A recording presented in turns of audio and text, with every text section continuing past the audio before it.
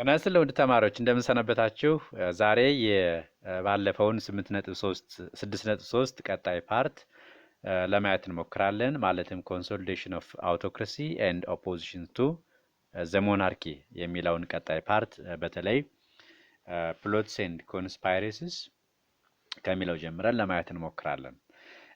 በባለፈው እንዳየነው Emperor Haile Selassie tried to establish an absolute state in Ethiopia by different mechanisms, such as by establishing centralized administration system and strengthening his security apparatus, such as the military, the police force, and the imperial bodyguard.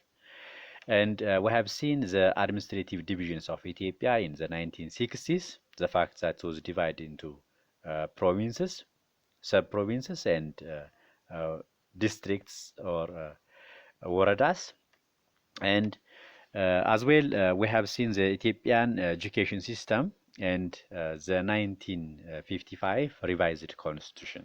The fact that the 1955 revised constitution was revised, the 1931 constitution was revised in 1955 because of the federation of Eritrea with Ethiopia in 1952. And now, to proceed our discussion, starting from what we stopped so far, there were different oppositions to the emperor. Such oppositions were taken place in the form of plots and conspiracies at the beginning. እንግዲህ በንጉሱ ላይ ከነጻነት በኋላ የተለያዩ አመጾች ተነስተዋል። እነዚህ አመጾች መጀመሪያ በሴራና በፕሎት የተጀመሩ ናቸው። በኋላ ግን ኦፕንሊ በንጉሱ ላይ የመፈንቅለ መንግስት ሙከራ ተካሂዷል። ሌሎች ተቃውሞዎች ተካሂደዋል። ፕሎቶችን ለማየት እንሞክር። ሴራዎችና ኮንስፓይሬሲዎች ምን ይመስላሉ የሚለውን ስናይ The politics of Ethiopia in the post-liberation era were complicated by the emergence of three groups. ከነጻነት በኋላ ያለው የኢትዮጵያ ፖለቲካ በሶስት ግሩፖች መመስረት ምክንያት ኮምፕሊኬትድ ሆኗል ነው። እነዚህ ሶስት ግሩፖች ምንድናቸው? ከነጻነት በኋላ ኢመርጅ ያደረጉ በኢትዮጵያ ፖለቲክስ አንደኛው ሪተርኒስ የሚባሉ ናቸው።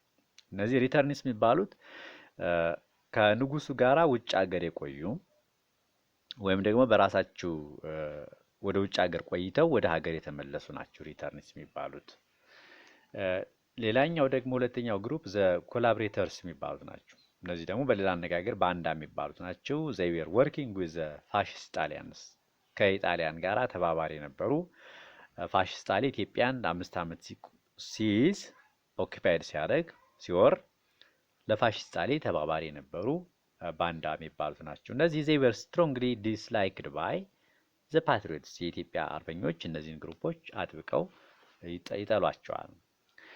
ሶስተኛው ግሩፕ ፓትሪዮትስ የሚባሉት ናቸው፣ አርበኞች ናቸው። እነዚህ ደግሞ ለሀገራቸው ደማቸውን ላባቸውን ያፈሰሱ ግሩፖች ናቸው። ከፋሺስት አገዛዝ ኢትዮጵያ ነፃ ለማውጣት ከፍተኛ የሆነ መስዋዕትነት የከፈሉና በእነሱም አማካኝነት ነው ኢትዮጵያ ነፃነቷን ያገኘችው የኋላ ኋላ። እነዚህ ግሩፖች ናቸው። እነዚህ ፓትሪዮቶች ምንም እንኳን ደማቸውንና ላባቸውን ቢያፈሱም they had no satisfaction in the post liberation period በንጉሱ ላይ ያላቸው እርካታ ያን ያክል ነው። ንጉሱ ላይ ከፍተኛ የሆነ ቅሬታ ነበራቸው። እነዚህ አርበኞች ናቸው እንግዲህ በሂደት በንጉሱ ላይ የተለያዩ ሴራዎችን እና የግድያ ሙከራዎችን ያደረጉት እና የተወሰኑትን ፓትሪዮቶች ለመጥቀስ ትግል ለመጥቀስ የመጀመሪያው በላይ ዘለቀ ነው። በላይ ዘለቀ was a prominent patriot leader in ጎጃም የታወቀ የአርበኞች መሪ ነው በጎጃም በላይ ዘለቀ። እንዲያውም እዚህ ጎጃም አካባቢ ብዙ የፋሺስት ኃይሎችን ድባቅ በመምታት ጎጃምን በፋሺስት አገዛዝ ሙሉ በሙሉ እንዳይወድቅ ያደረገ ታላቅ አርበኛ ነው። but ከነጻነት በኋላ ግን he was given less title በጣም አነስተኛ የሚባል ለሱ የማይመጥን ማዕረግ ተሰጥቶታል ነው።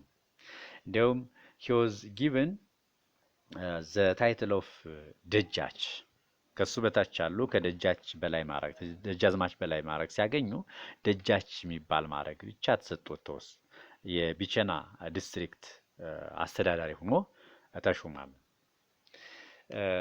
እንግዲህ ምንም እንኳን በንጉሱ አነስተኛ ማዕረግ ቢሰጠውም ቅሉ ግን he was very much popular by the people of ጎጃም በጎጃም ህዝብ ከፍተኛ የሆነ ዝና ነበረው። ከፍተኛ የሆነ የህዝብ ድጋፍ ነበረው። ይህን የህዝብ ድጋፍ ግን ንጉሱ አልወደዱትም ነበር። ምን አረጉ? ንጉሱ በላይ ዘለቀን ከዚህ አካባቢ ከአካባቢው ነጥሎ ወደ ደቡብ ኢትዮጵያ በመስደድ ከፍተኛ ማዕረግ ትሰጣለህ የሚል የማባበያ ቃል ይሰነዘርለት ነበር። ይሄም ዋናው ዓላማ ምንድነው? ቤዚካሊ he was given the choice to be governor in one of the southern province with the title of ራስ። ይሄ ዋናው ዓላማ ነው። it was intended to remove በላይ from his power base but he rejected the appointments። በደቡብ የኢትዮጵያ ግዛት በደቡብ አንድ ፕሮቪንስ ላይ ራስ የሚባል ማዕረግ ተሰጥቶ የደቡብ አካባቢ አስተዳዳሪ ይሁን የሚል ነገር ነበር። እንግዲህ ደቡብ ከሄደ እዛ የማያውቀው ማህበረሰብ ነው። በንጉሱ ላይ ምንም አይነት ተጽዕኖ ላይ ያመጣ ይችላል ነው። የሱን ቻሌንጅ ለመቀነስ ሲባል ነው። እንግዲህ በእርግጥ በላይ ዘለቀ ይሄንን ማዕረግ ይሄንን ሹመት አልተቀበለውም። he rejected the appointment። ከዛ በኋላ ምን ሆነ? he became a bandit። በመንግስት ላይ ሸፈተ ነው። በመንግስት ላይ የሸፈተ ነው በሶማ በረሃ። እንግዲህ ከዛ በኋላ መንግስት ለበላይ ዘለቀ ፕሮሚስ አድርጎ አባብሎ በላይ ዘለቀን ከያዘ በኋላ ኢምፕሪዝን አድርጓል፣ አሬስት አድርጓል። ከዛ አሬስት ካደረገ በኋላ እስር ቤቱን ፕሪዝኑን ሰብሮ ወደ ጎጃም ሲመለስ የመንግስት ኃይሎች ካፕቸር አድርገው ይዘው ወህኒ ያወርዱታል። ከዛ ወህኒ ከወረደ በኋላ በስቅላት ተቀጧል። መቼ? በ1944 ዓመተ ምህረት። በላይ ዘለቀ was well known patriot in ጎጃም who opposed Emperor ኃይለ ሥላሴ in the post liberation period። ሌላኛው በዚህ በጎጃም ደግሞ የታወቀው አርበኛና የአጼ ኃይለ ሥላሴን መንግስት የተቃወሙ ከነጻነት በኋላ ቢትወደድ ነጋሽ በዛብህ የሚባለው ነው። he was another patriot leader in ጎጃም and he was the grandson of ንጉስ ተክለ ሃይማኖት ታላቁ የንጉስ ተክለ ሃይማኖት የልጅ ልጅ ነው። and he served as the prime minister and president of the senate። በመንግስት የሹመት ቦታዎች ላይ በተለይ ምክትል ጠቅላይ ሚኒስትር እና የሴኔት የህግ መወሰኛ ምክር ቤት ፕሬዝዳንት መሆን የቻለ ሰው ነው። ከፍተኛ የመንግስት ባለስልጣንነትን ማዕረግም ማግኘት የቻለ ሰው ነው። ሆኖም ግን he was against Emperor ኃይለ ሥላሴ አጼ ኃይለ ሥላሴን በመቃወም አጼ ኃይለ ሥላሴን ለመግደል ሙከራ አድርጓል። he tried to assassinate the Emperor ኃይለ ሥላሴ። እንደው ቢትወደድ ነጋሽ በዛብህ ዋናው ዓላማ ምንድነው? he wanted to establish what's known as a republic in ኢትዮጵያ። በኢትዮጵያ ህዝባዊ አስተዳደር ሪፐብሊክ እንዲመሰረት ከፍተኛ የሆነ ፍላጎት ነበረው። ይሄ ሪፐብሊኩ ደግሞ በራስ ምሩ ኃይለ ሥላሴ የታወቀ አርበኛና ፍትህ አዋቂ የሚባል ሰው ነው። በሱ የሚመራ ህዝባዊ መንግስት ወይም ደግሞ ሪፐብሊክ እንዲመሰረት ከፍተኛ የሆነ ፍላጎት ነበረው እና በዛም he tried to assassinate Emperor ኃይለ ሥላሴ in 1951 but this attempt to assassinate was completely failed። ይሄ ንጉሱን የመግደል ሙከራው ፌል አድርጎበታል። ሶስተኛው ደግሞ አርበኛ ብላታ ተክለ ወልደ ሐዋርያት የሚባለው ነው። ይሄ ደግሞ የሸዋ አርበኛ ነው። he plotted an assassination of the emperor repeatedly but he was killed in 1969። ለሌሎቹ የጎጃም አርበኞች ሁሉ በተደጋጋሚ እንዲያውም ከ30 ዓመት በላይ ንጉሱን ለመግደል በተለያየ ወቅት ጥረት አድርጓል። ሆኖም ግን መጨረሻ ላይ ፖሊስ ይሄንን አርበኛ ብላታ ተክለ ወልደ ሐዋርያትን በ1969 ዓመተ ምህረት ኪል አድርጓል። ሌላኛው the open surfaced opposition happened in 1960። እንግዲህ በይፋ በንጉሱ ላይ የመፈንቅለ መንግስት ሙከራ የተደረገው በ1960 ዓመተ ምህረት ነው። ይሄም የ1960 የመፈንቅለ መንግስት ሙከራ ወይም ደግሞ አቴምፕት ኮፕ ዴታ በሁለት ወንድማማቾች ነው ኦርጋናይዝ የተደረገው። በእነማን ነው? በመንግስቱ ንዋይና በግርማሜ ንዋይ። በታሪክ ዘንዋይ ብራዘርስ ይባላሉ። ዘንዋይ ብራዘርስ የንዋይ ልጆች እንደማለት ነው። እና እነዚህ ሁለት ወንድማማቾች they tried to overthrow ኤምፐረር ኃይለ ሥላሴ ሪጂም። መንግስቱ ንዋይ ምንድነው? he was the commander of the imperial bodyguard። በኢትዮጵያ ፖለቲካ ከነጻነት በኋላ ከፍተኛ የሆነ ክብር ለሚሰጠው ለኢምፔሪያል ቦዲጋርድ ወይም ደግሞ ለክቡር ዘበኛ ዋና አዛዥ ዋና ኮማንደር የነበረ ሰው ነው መንግስቱ ንዋይ።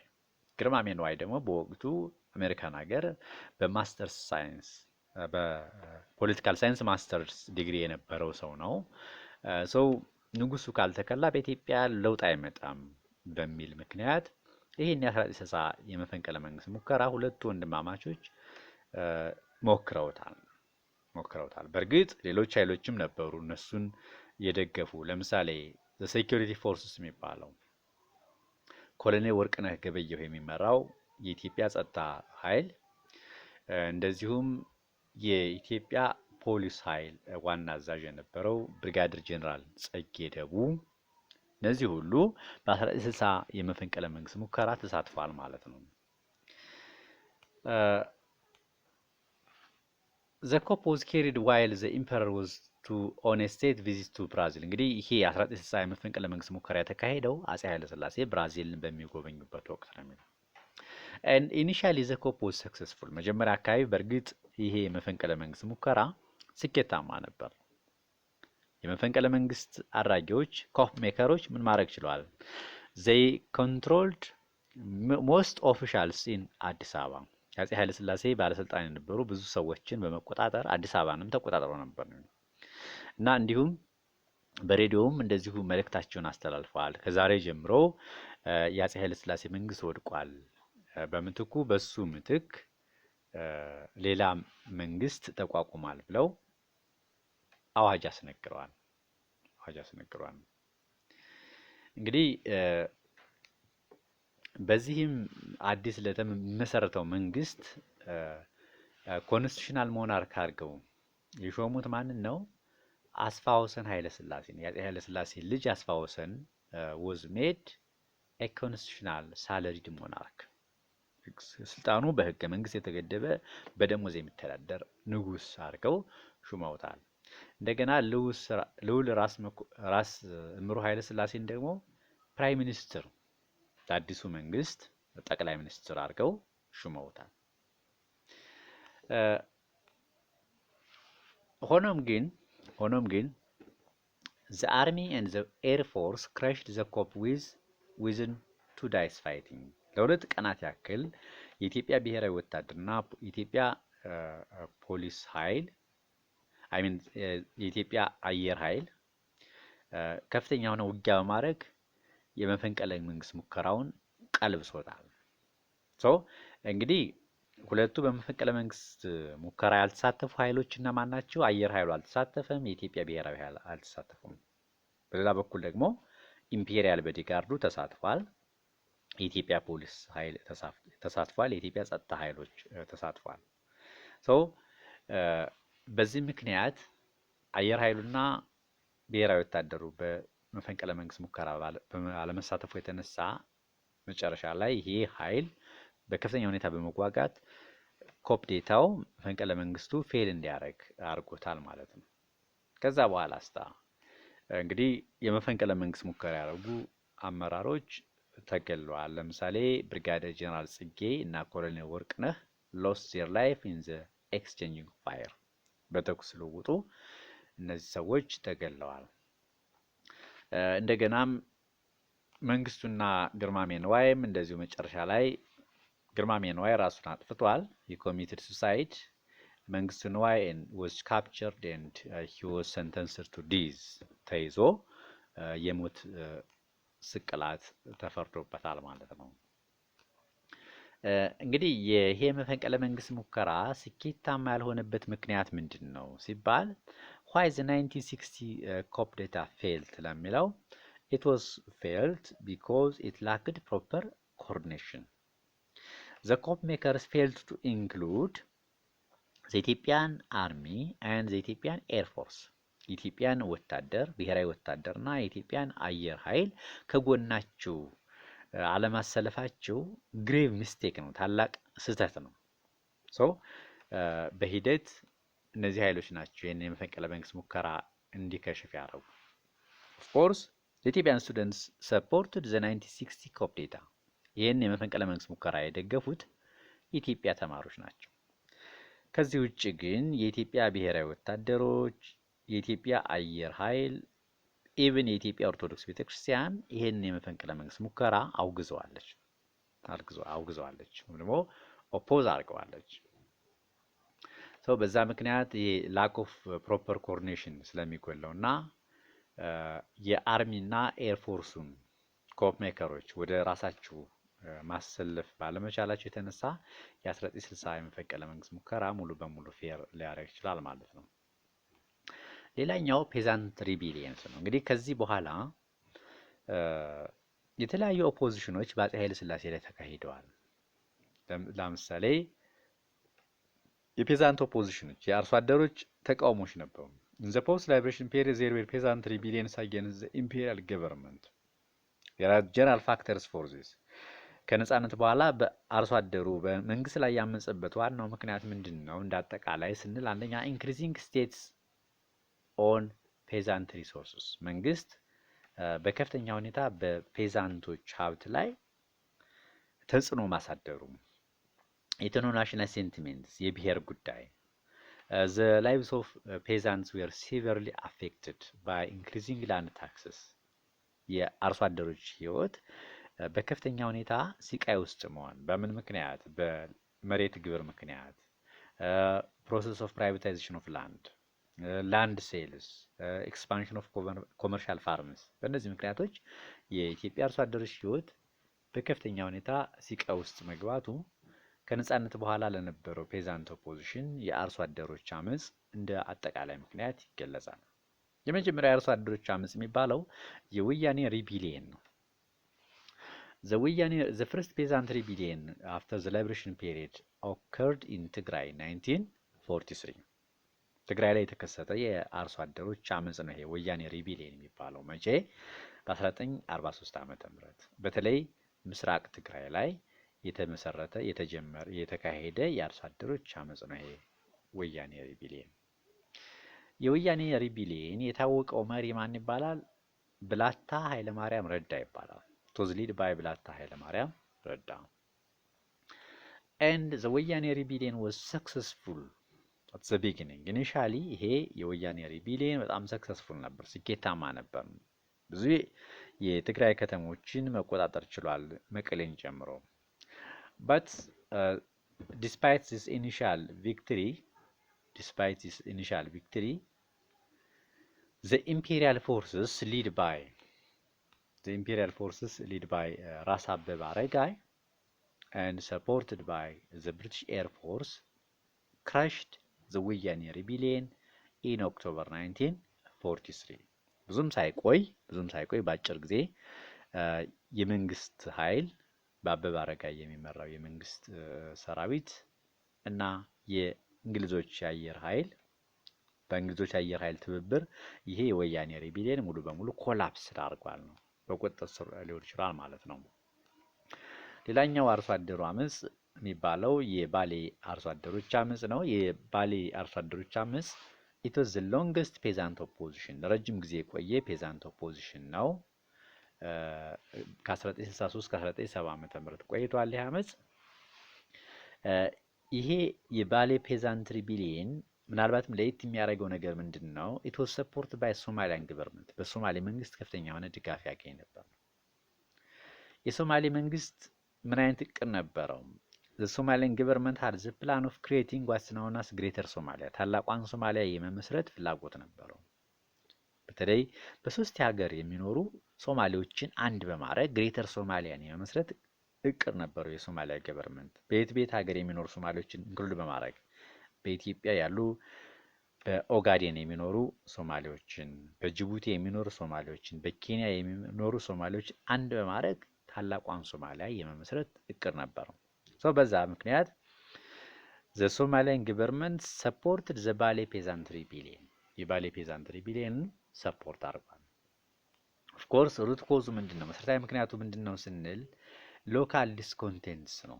ኦቨር ላንድ ኤንድ ታክስ ኢሹስ ነው።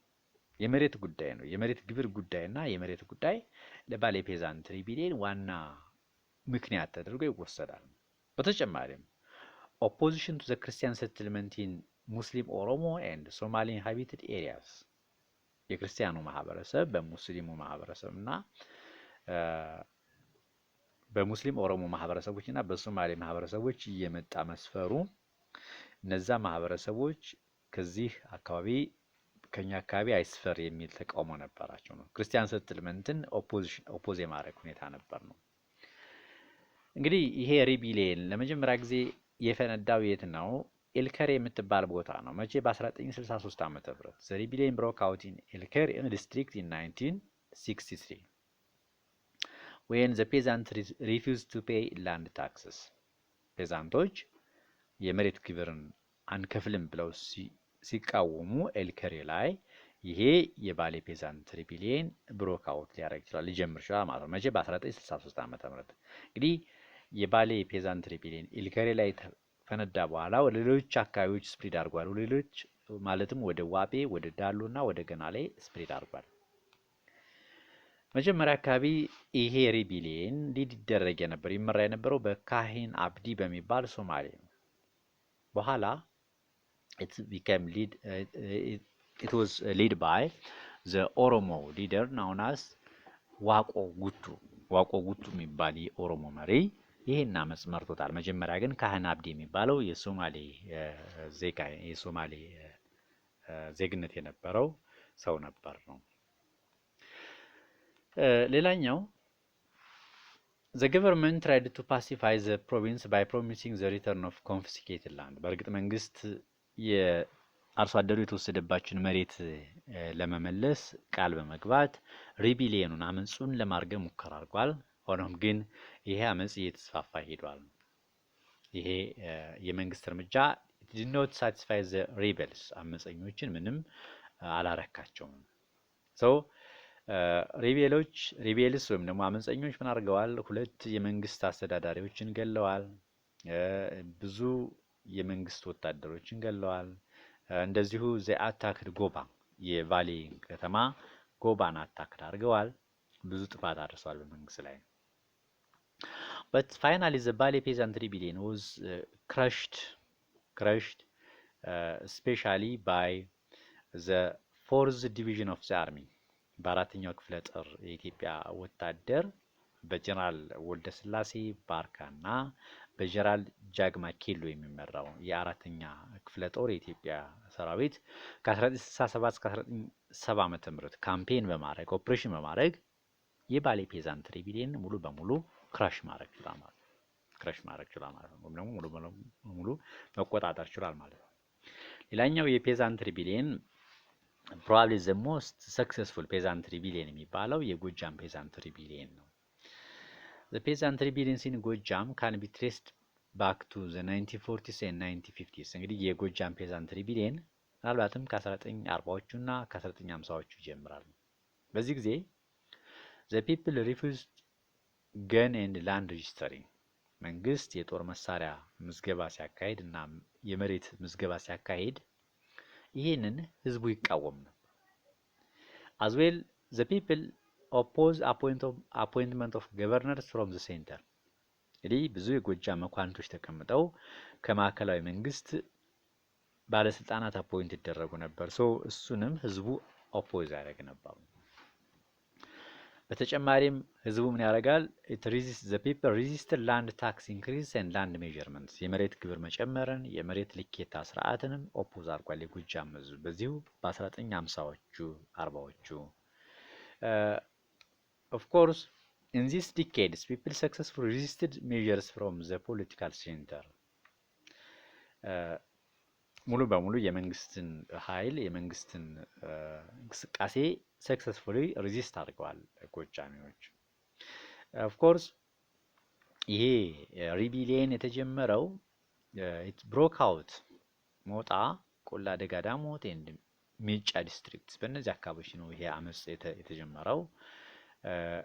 በዚህ ወቅት እንግዲህ ደጃች ከበደ ተሰማ ወዘ ገቨርነር ኦፍ ጎጃም 1950ስ እና የጎጃም ገቨርነር የነበረው ደጃዝማች ከበደ ተሰማ ነበር። በዚህ ጊዜ ነው የጎጃም ህዝብ ከፍተኛ የሆነ አመጽ ያስተጋባው በአፄ ኃይለ ሥላሴ መንግስት ላይ ነው። እና ይሄ የመጀመሪያው ፌዝ የጎጃም ፔዛንቶች ሪቢሊየን አመጽ ምን አድርጓል? አንደኛ መንግስት የመሬት ግብርን እንዲቀንስ አድርጎታል በ1/3። ዘ ሪቢሊየን ፎርስ ዘ ሴንትራል ገቨርንመንት ቱ ሪዲዩስ ዘ ኒው ታክስ ሬት ባይ ሰርድ ይላል። በ1/3 ቀንሷል መንግስት። ሪፕለስ ደጃች ከበደ ተሰማ በኃይሉ ባለው ሄሬዲታሪ ገቨርነር ኦፍ ጎጃም። እንግዲህ አስተዳዳሪውንም በጎጃሜ መኳንንት የጎጃም ዝርያ በነበረው መኳንንት ተክሮታል። በማን ከበደ ተሰማን በኃይሉ በለው በመተካት የህዝቡን ጥያቄ የህዝቡን ሮሮ ለመመለስ ሙከራ አድርጓል። ይሄ የመጀመሪያው ፌዝ ነው። ምናልባትም በጣም ጠንካራ የሚባለው ሁለተኛው የጎጃም ፔዛንት ሪቢሊየን የተካሄደው በ1968 ዓመተ ምህረት ነው። ሚሊታንት ኤንድ ዌል ኦርጋናይዝድ ፔዛንት ሪቢሊየን ሊድ ባይ veterans of the resistance occurred in Gojam in 1968. At this time, the rebellion involved the bandits, the nobles and the peasants. እነዚህ ሁሉ ኃይሎች ተሳትፏል በ1968 የጎጃም ፔዛንት ሪቢሊየን። እና የ1968 ጠንካራው የጎጃም ፔዛንት ሪቢሊየን በምንድን ነው የተቀሰቀሰው ለሚለው it was provoked by አንደኛ the introduction of the new agricultural income tax መንግስት በ1967 ዓመተ ምህረት አዲስ የእርሻ ገቢ ግብር አውጇል ነው በፓርላማ አማካኝነት። ይሄንን የግብር ጭማሬ የእርሻ ገቢ ግብር አዋጅ የጎጃም አርሶ አደሮች ተቃውሞታል። እንዲያውም ኢሚዲየት ኮዝ ይሄ ነው፣ አግሪካልቸራል ኢንካም ታክስ መታወጁ ነው። ቼንጅስ ኢን ላንድ ሜዠርመንት የመሬት ልኬታ ስርዓት ለውጥ፣ አርሶ አደሮች መሬታቸው እንዲለካ መደረጉ ይሄ ለጎጃም ህዝቦች ከፍተኛ የሆነ ቅሬታ ፈጥሯል። እንደገና የጎጃም አስተዳዳሪ የነበረው ሰው ፀሐዩ እንቁስላሴ የሚባለው ጥሩ ሰው አልነበረም። የጎጃም ህዝቦችን በተለያየ መልኩ ያስከፋ ነበር። ዘ አሮጋንስ ኦፍ ዘ ዘን ገቨርነር ኦፍ ደጃች ፀሐዩ እንቁስላሴ ይሄኛው ሌላ ምክንያት ነው። ሚስትሪትመንት ኦፍ ፔዛንትስ ባይ ነጭ ለባሽ የሚባሉ በዋናነት ከነጻነት በኋላ ጸጥታን ለማስፈን የተቋቋሙ ኃይሎች ናቸው። ነጭ ለባሾች እነዚህ አርሶ አደሩ እንደፈለጉ ይበዘብዙት፣ እንደፈለጉ ሚስትሪት ያደርጉት ነበር ነው። ኢንፎርስመንት ኦፍ ዘ ፔዛንትስ ቱ ፔይ ኦል አሬርስ ኦፍ ታክሴሽን ጎይንግ ባክ ቱ 1940። አሬርስ ኦፍ ታክሴሽን ማለት የግብር ውዝፍ። እንዲያውም የጎጃም አርሶ አደሮች ከ1940 ዓመተ ምህረት ጀምሮ ያለውን ውዝፍ ግብር እንዲከፍሉ መንግስት አስገዷቸዋል። እነዚህ ሁኔታዎች በመቃወም ነው ጎጃሚዎች በ1968 ዓመተ ምህረት በጣም ጠንካራ የሆነ አመጽ ያካሄዱ ነው። በተጨማሪም the order of the gun registration with change charges አርሶ አደሩ ገኑ ሬጂስተር እንዲያስመዘግብ ይደረግ ነበር። እንደገና ደጃዝማች ፀሐዩ he interfered in the Ethiopian Orthodox Church and the monasteries በኢትዮጵያ ኦርቶዶክስ ቸርች እና ሞናስተሪ ገዳማት ጉዳይ ጣልቃ ይገባ ነበር።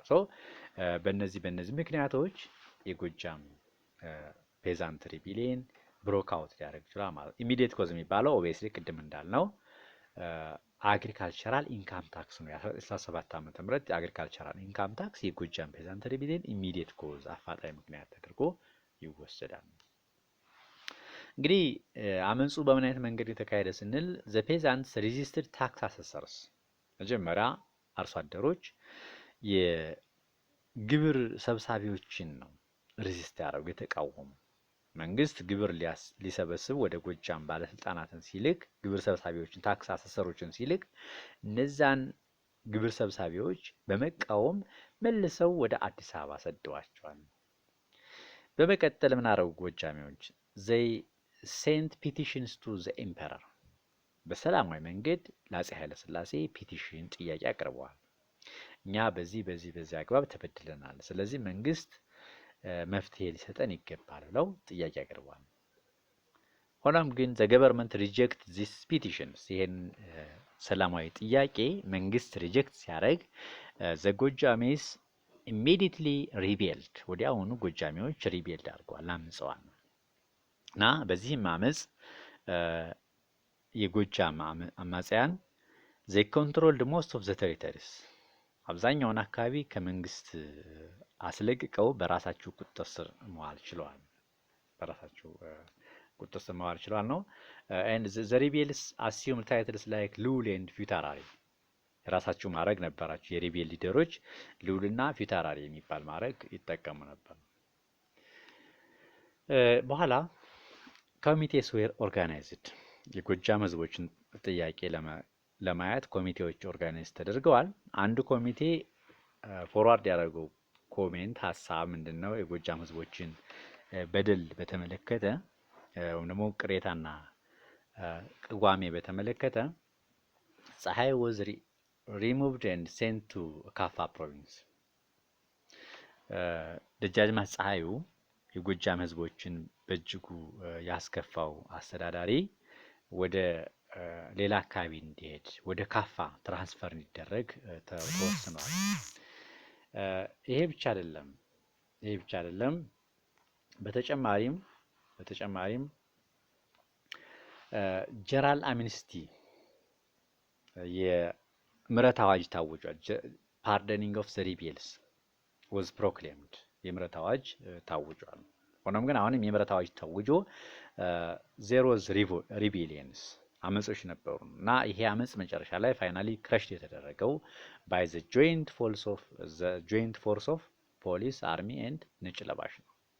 በእነዚህ ኃይሎች ትብብር ይሄ የጎጃም ፔዛንት ሪቤሊየን ሙሉ በሙሉ ክረሽ ተደርጓል።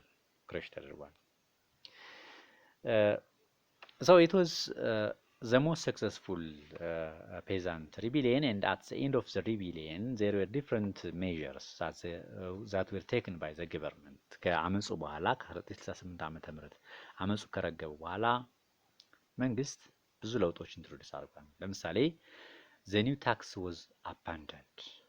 ጎጃሚዎችን ያስከፋቸው አዲሱ የእርሻ ገቢ ግብር አዋጅ አባንደን ተደርጓል፣ ሙሉ በሙሉ ቀርቷል። unpopular officials were removed. የህዝብ ድጋፍ የሌላቸው ባለስልጣኖች ተወግደዋል። all arrears of the taxation going back to 1950 was cancelled. የቆዩ የውዝ ግብሮች ካንስል ተደርገዋል፣ ተሰርዘዋል። ከመቼ ጀምሮ ያለው? ከ1950 ዓመተ ምህረት ጀምሮ የነበረው የጎጃም ህዝቦች ጉዝፍ ግብር ክፍያ ተሰርዞላቸዋል። ሶ ይሄ የጎጃም ፔዛንት ሪቤሊየን ዘ ሞስት ሰክሰስፉል የሚባለውና ዘ ሞስት ስትሮንግ የሚባለው ሪቤሊየን ነው ከነጻነት በኋላ። ሌላኛው የ1960 ዓመተ ምህረት የጌዲዮ ፔዛንቶች ሪቤሊየን ነው። እንደዚሁም በ1970 ዓመተ ምህረት የጁ ፔዛንቶች ሪቤሊየን አካሂደዋል። ሁለቱ ሪቤሊየኖች ዋናው ኮዛቸው ምንድነው? ላንድ አሊኔሽን ነው፣ ከመሬት መፈናቀል፣ ማል አድሚኒስትሬሽን፣ ብልሹ አስተዳደር የሁለቱ የጌዲዮና የጁ ፔዛንት ሪቤሊየን መሰረታዊ ኮዞች ናቸው ማለት ነው። ሶ ለዛሬው ያለን ሌሰን በዚሁ እንጨርስ። ምናልባት እንደተለመደው ቻናሉን ላይክ እና ሰብስክራይብ ማድረጋችሁን አትዘንጉ። ኮሜንትም ስጡኝ። ስለነበረን ጊዜ አመሰግናለሁ። ቻው።